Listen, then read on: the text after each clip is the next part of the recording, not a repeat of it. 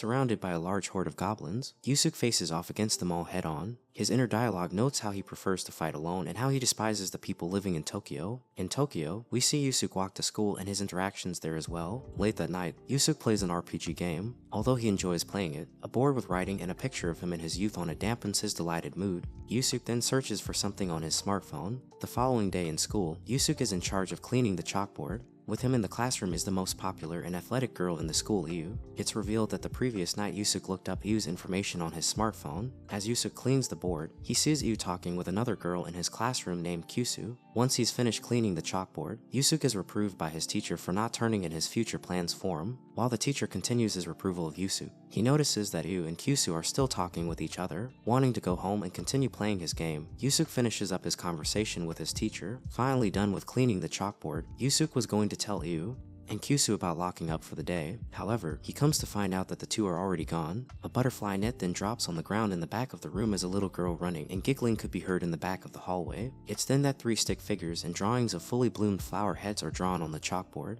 Just as Yusuke tries to process this new incident, he's transported into another world. From there, he's first met by his classmates Yu and Kyusu. Abruptly then, an individual known as the Game Master appears and gives the group a quest. The quest entails fulfilling a quest for the village chief within a 14-day period, and they show a list of the quest objectives. The explanation now finished. They're assigned their individual combative roles by the Game Master. Yu is a wind wizard, Kyusu is a sword knight. Finally, for Yusuke a roulette wheel is spun by the Game Master and it lands on Farmer. This revelation disheartens both Yu and Kyusu. Later, Yu explains to Yusuke how she was first transported there, and after she completed her quest, the Game Master instructed her to do another quest. For the next quest, Yu recruited Kyusu in the real world under the Game Master's request. The sequential request by the Game Master was to be alone with Yusuke. However, that was hard for them as Yusuke was being lectured by his teacher. A flashback shows Yu teaching Yusuke how to equip any weapons in his inventory, which are simply a hoe and sickle. Venturing through a forest, Yusuke finds a log point and is given an explanation about it by Yu. Touching the log point, Yusuke sees a heart-to-heart moment between Yu and Kyusu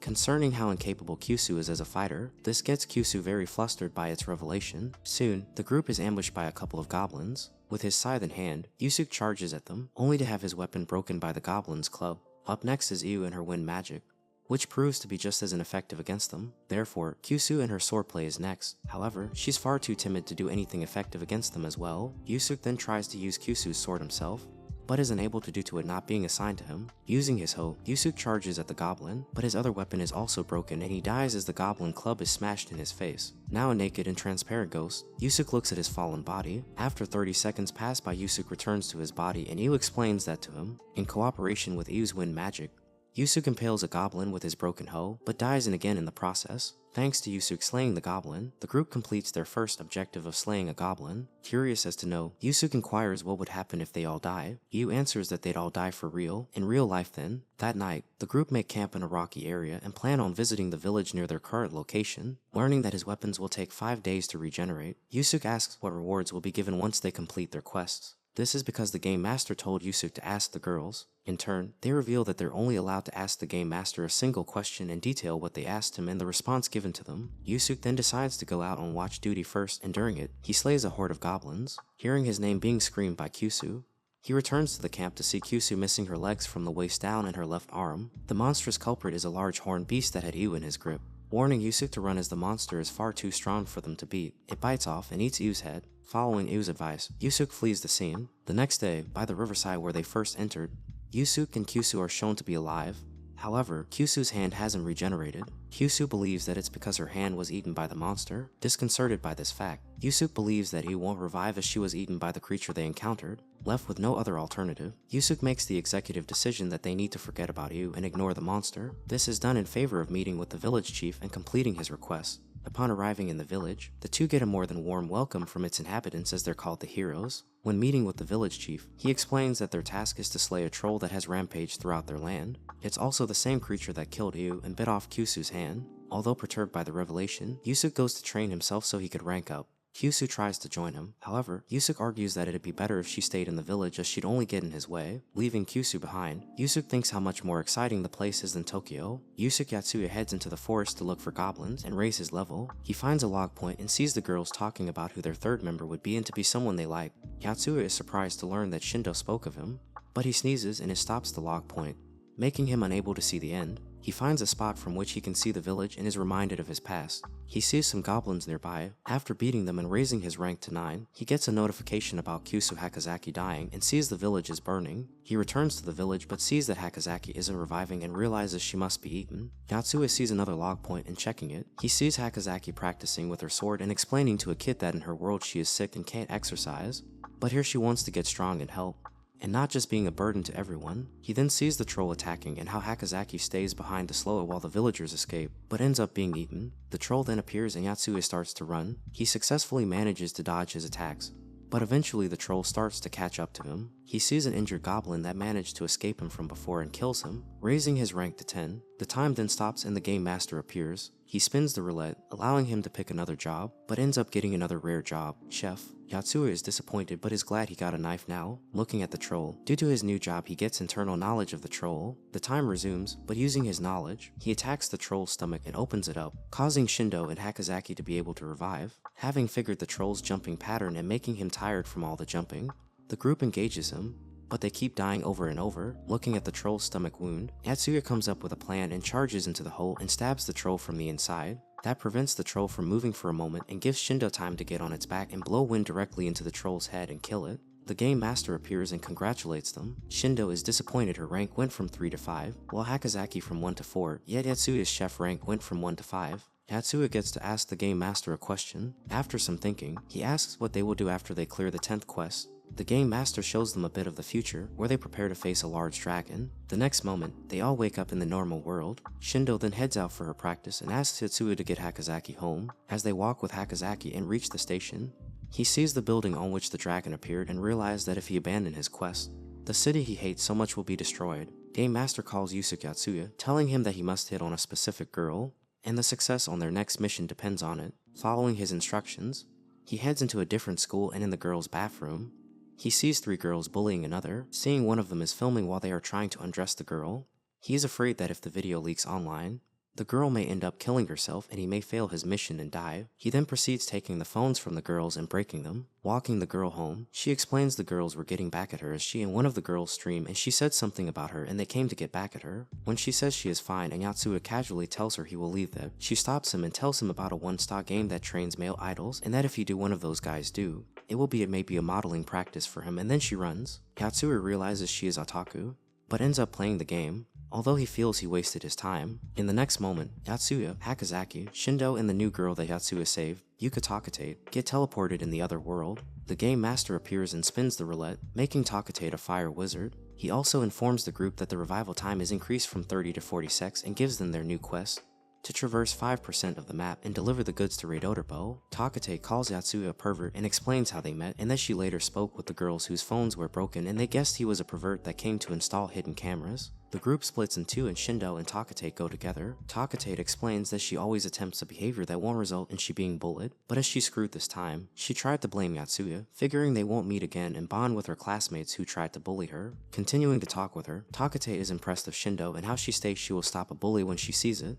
They reunite later to call it a day, but then a giant bug falls down in front of them and a centipede comes out of it. It instantly shoots pillbugs that kill Yatsue and Shindo. Takate sees this as an opportunity to shine and be the magical girl she always wanted. But as she activates her magic, and being rank 1, she only makes her wand a bit hotter and then gets killed. Yatsue revives and wonders why the girls keep their distance from him and treat him as pervert, even though he saved Takate. As he recalls, she gave him advice on how to be popular with girls. He realizes he may not be popular with girls and is just a loser. He gets angry, but as Shindo stated she liked one of the Yatsues in school, he decides to wait and see which one she meant. Using his chef skills, he starts killing the pillbugs. He then gets on the centipede's back and starts cutting its legs, making it unable to move, since they can't wield other people's weapons. He asks Hakazaki to hold her sword with her and together they kill the centipede, raising her rank to 6 and his to 7. Shindo dreams of her past and how she beat a boy for making her mad. She then met Sayuri, an older girl who told her she shouldn't do it, and they became friends. But one day Sayuri dies in an accident. She wakes up and sees Yatsue lifting weights. Yatsue realizes she acts a bit different than usual and asks her about the time in the log point where she cried. Shindo grabs his hand and asks him to help her. Shindo tells Yusuke Yatsue how she was the bad kid in the kindergarten, but all changed after she met the older Sayuri. However, one day, from all the bullying, Sayuri jumps from her balcony and kills herself. In elementary school, due to being Shindo's, a punk biker daughter and having 2 troublesome older brothers, the teachers had grudge on them and treat her badly. but her friends always stayed on her side and helped her. Shindo learned that her friends are her strength and she is responsible for changing her own world. When she came to this world, everything was taken from her and she was alone. As she doesn't want to die in this world, she requests Yotsuya to help her and he agrees. They visit the village they saved from the troll, but it's all in ruins. A traveler passes and explains that the village had always been abandoned since he started traveling this area 5 years ago. Yotsuya realizes the time passes differently in this world and theirs. They ask his about where Reidoderpo is and the traveler explains it's on the other end of the continent and will take 30 days with horses to reach it and triple the time on foot. He informs them there is a martial arts tournament in Cortono and the rewards is 3 horses. They decide to level up before heading there, but get attacked by bandits. Yotsuya injured one of them, but then the game master states that he detected a human attack and lowers Yotsuya's rank by 1. Realizing that, Yotsuya tells they shouldn't fight them and tells everyone to run. They manage to escape, but Sis Shindo is missing and guess she was captured. Yotsuya explains that finishing the quest is more important and suggests they split.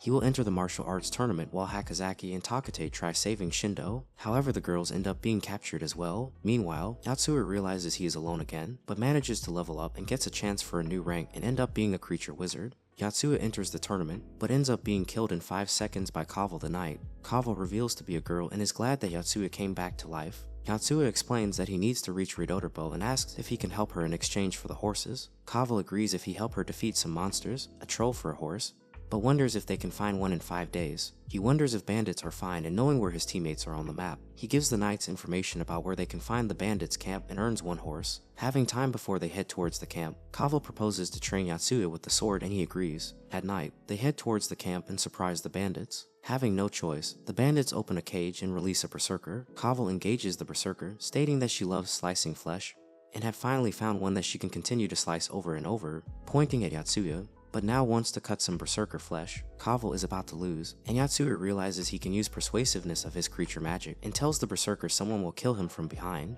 The berserker turns and slashes at his back, but see there is no one. He then kills Yotsuya, but that gives Kaval an opening as she cuts the berserker's head. They save the girls and Yotsuya explains he lost in the first round of the tournament, but managed to get 1 horse. Kaval then makes a proposition that she will escort them with some of her men, but in exchange, she will keep their horse when they reach Reidoderpo and she will train the 4 of them with the sword. Kyusu Hakazaki recalls how due to her illness she can't participate in PE and gets low scores at it. She decides to study medicine and create a drug that will heal her and her mother's illness. As they get saved by the knights and Yotsuya, seeing all the violence, she realizes that the violence, which was meaningless for her until now, had become the most vital skill for her survival. The group decides to take a break for the night and Yusuke Yotsuya cooks for everyone. After eating, Kaval wants to start training them and Yotsuya explains to Yuka Takate that her training is hellish and out of 100 fights with handicap, he only beat her 3 times.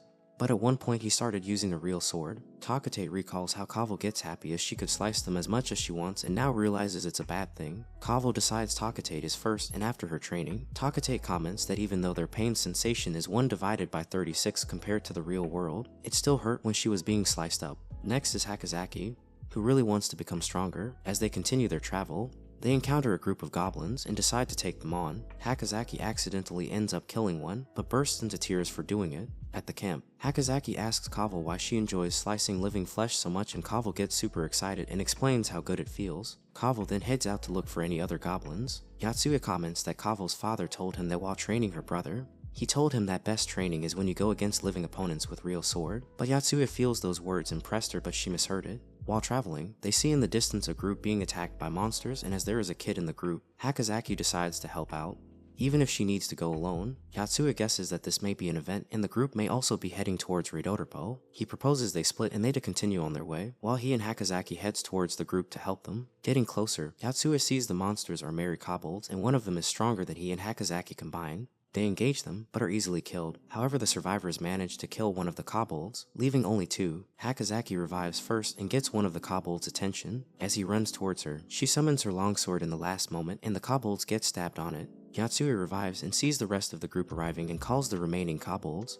And as he gets close to the cart, Kaval comes out and slices his head off. The group explains they are soldiers of the Kingdom of Diok and on the king's orders, they are transporting the heretics to Reidoderpo. They explain the heretics violated a ban on the foreign religion known as Arteros, and since Reidoderpo is known for having the biggest group of Arteros followers, they are going to publicly execute them there. Yotsuya starts to wonder if they are the goods and if helping them would help them with the quest or fail it. Kaval and Vice Corporal Camilto from the Kingdom of Diok quickly get on each nerves, but Yushindo manages to calm them. The heroes discuss the situation, and Yusuke Yatsuya explains that if they lead them and let them be executed, it may look like harming humans and fail the quest. The group decide to keep heading towards Ridodorpo and will later decide if they should save the prisoners or not. When they take a break for the night, Yatsuya requests to speak with one of the prisoners, Fafsul, a missionary. The man explains that he hopes at least the kid, Balili, to live. He explains that the kingdom of Diak is divided by citizens who worship the king and citizens who worship both the god and the king. A conflict arose, and it continued for long, leading to prohibition of the religion and execution of its believers.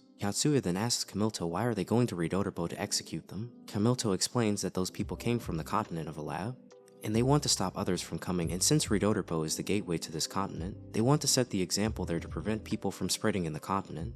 Kamilto explains that the King Diakvi didn't abandon the veteran soldiers and war orphans and gave them slaves and will continue to conquer to unify the continent and help its people. Takate doesn't find that as a good king and states she dislikes dictatorship and it's like bullying. Kamilto gets angry, however Yatsuya manages to calm him down. They reach a mountain and Kamilto explains it will take them 7 days to cross it, but there is a shortcut. They decide to use it and enter the mountain, which has a big mechanism. While waiting to activate it, Kamilto betrays them and closes the door behind them, leaving them no choice but to continue the newly opened path. On the way, they see large swinging hammers on the pathway and Yatsuya sees some pillars. Checking the symbols, he figures it out and rotates the pillars, causing the hammers to stop, allowing them to cross safely. Next ahead there is a path with a wall on the side. However, Yatsuya gets careless and the wall pushes him down a hole. He informs the rest to continue, while he tries to find a way out by his own. Hakazaki manages to figure out how the wall pushing mechanism works and their timings, and they manage to cross. The group reaches the middle of the mountain and sees a larger arena-like place. They see monsters on the wall on the other side, and Kavo recognizes them as gargoyles, a man-made monsters that if you mummify by removing their body fluids, will allow them to move even after thousands of years. One of them then gets fluids injected in it and reactivates.